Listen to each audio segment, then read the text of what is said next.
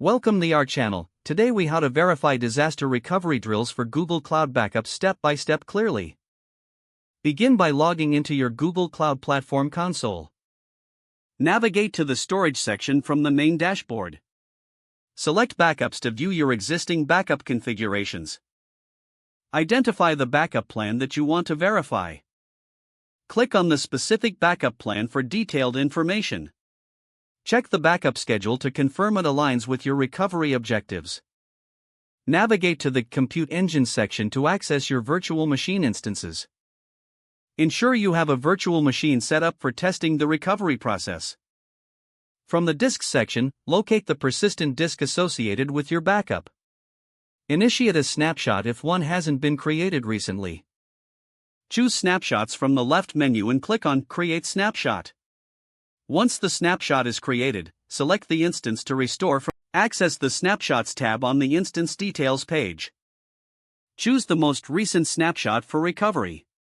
Click Create Instance to spin up a new VM from this snapshot. Once the VM is running, access it using SSH. Verify the integrity of the data within the restored instance. Run application tests to confirm that everything functions as expected. Document any discrepancies noted during your verification process. Once verified, you can safely shut down the test instance. Remove the test instance to avoid unnecessary charges. Monitor the backup logs to ensure all backups are being completed successfully. Reassess your disaster recovery plan periodically to incorporate any changes. Share your findings with the team to improve future drills. If the page does not load, refresh the browser or try again in a private or incognito window.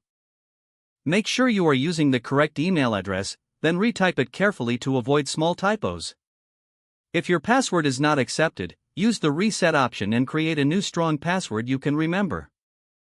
Check your spam folder for verification or security emails, then complete any requested confirmation steps. Enable two-factor authentication if available to improve account security and reduce unauthorized access risk. Don't forget to like this video and subscribe to our channel for more step-by-step tech guides.